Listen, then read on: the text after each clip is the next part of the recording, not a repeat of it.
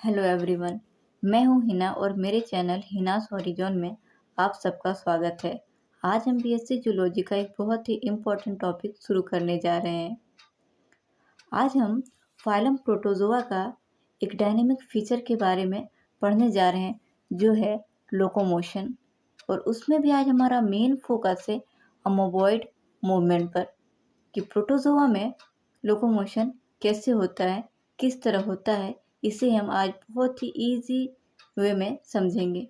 तो चलिए बिना देर किए हम इसे शुरू करते हैं। प्रोटोजोआ एक माइक्रोस्कोपिक ऑर्गेनिज्म होता है। कहने का मतलब है इसे हम अपनी नंगी आंखों से नहीं देख सकते हैं, इसे सिर्फ माइक्रोस्कोप से ही देखा जा सकता है। प्रोटोजोआ एक यूनिसेल्युलर ऑर्गेनिज्म होता है, मतलब ये सिर्फ एक सेल से ही बने होते हैं। ना इसमें मसल्स होती है, ना इसमें बोन्स होती है। ये सिर्फ एक तरल पदार्थ से बना होता है। इसमें सिर्फ एक ही सेल होता है जिससे ही उसमें लोकोमोशन, डाइजेशन और रिप्रोडक्शन होता है। ये प्रोटोजोआ की एक बहुत बड़ी खासियत है कि एक ही सेल से उनके मल्टीपल वर्क्स होते हैं। 1818 में गोल्डफस ने प्रोटोजोआ नाम दिया था। उन्होंने इसे एक ग्रीक रूट वर्ड से उठाया था, और वे रूट वर्ड से जो रूट वर्ड था वो था प्रोटोस, जिसका मतलब होता है फर्स्ट, और जोवन जिसका मतलब होता है एनिमल। तो ये पहले इसे धरती का पहला एनिमल के रूप में जाना जाता है। जो एक प्रोटोजोआ फ्रेश वाटर में, मेराइन वाटर में, गीली मिट्टी में और यहाँ तक कि एज ए पैरासाइट मतलब परजीवी के रूप में भी पाए जाते हैं। और इसमें हम लोकोमोशन की बात करें तो इसमें लोकोमोशन अलग अलग प्रोटोजोआ में अलग अलग ऑर्गन से होते हैं। जैसे किसी प्रोटोजोआ में स्यूडोपोडिया से, किसी में फ्लैजिला और किसी में सीलिया से होता है। और प्रोटोजोआ में जो रिप्रोडक्शन होता है वो एसेक्सुअली, जैसे बाइनरी फिजन जो अमीबा में होता है, और सेक्सुअली भी होता है। अब हम जानेंगे कि अमोबॉइड लोकोमोशन की मैकेनिज्म क्या है, अमोबॉइड लोकोमोशन किस तरह होता है। ये एक प्रोटोजोआ में सबसे सिंपलेस्ट वे है मूवमेंट के लिए। जब प्रोटोजोआ को, जैसे अमीबा को मूवमेंट करना होता है तो वे फॉल्स फीड बनाते हैं। स्यूडोपोडिया, स्यूडो का मतलब नकली या झूठा, वे फॉल्स फीड बनाते हैं और उससे आगे बढ़ते हैं। कि फॉल्स फीड उसमें कैसे बनता है इसके बारे में जानेंगे। इसकी मैकेनिज्म है, it involve cytoplasmic streaming where the flow of internal cytoplasm in a specific direction creates a pressure that pushes the cell membrane forward to form pseudopodia। आइए इसे समझते हैं। जैसे हमारे सामने स्लाइड में हम देख रहे हैं, हमारे पास एक 3D अमीबा है। इसमें ये होता है कि जैसे ये पीछे के जो भाग है इसमें कॉन्ट्रैक्शन होता है, और ये कॉन्ट्रैक्शन यहाँ मौजूद साइटोप्लाज्म को आगे की ओर ढकेलता है। जैसे ये साइटोप्लाज्म आगे की ओर जाते हैं, ये सेल मेम्ब्रेन पर दबाव डालते हैं। जैसे ये सेल मेम्ब्रेन पर दबाव डालते हैं, ये यहाँ से ये जो छोटा भाग दिख रहा था, ये जो छोटा ऑर्गन, ये इलोंगेट हो जाता है और ये आगे बढ़ने के लिए तैयार हो जाता है। जैसे हमने बताया था कि इसमें एक सिंगल सेल से ही सारे वर्क होते हैं। इसी तरह हमने पिछली कक्षाओं में इसके कूट पाथ के बारे में पढ़ा था, जिसे फैगोसाइटोसिस। अगर इसे भोजन लेना होता है तो इसी को ये इस तरह से कूट पाथ इस तरह से बना देता है जिससे वो भोजन को पकड़ता है। ठीक इसी तरह इसमें ये इस ऑर्गन को इलोंगेट कर लेते हैं और आगे बढ़ने के लिए यूज़ करते हैं।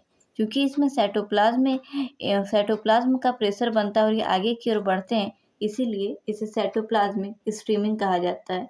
इसे हम समझ सकते हैं, जैसे अगर हमारे टूथपेस्ट के पाउच को पीछे से धकेलते हैं तो टूथपेस्ट आगे की ओर निकलता है। ठीक इसी तरह जैसे पीछे के भाग में कॉन्ट्रैक्शन होता है तो आगे का भाग इलोंगेट हो जाता है और वो चलने के लिए एक पैर की तरह, फॉल्स फीड की तरह काम करता है और अमीबा आगे बढ़ता है।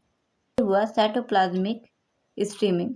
इसके बारे में एक थ्योरी है, सोल जेल थ्योरी, जिसके बारे में हम अलग वीडियो में अच्छे से चर्चा करेंगे।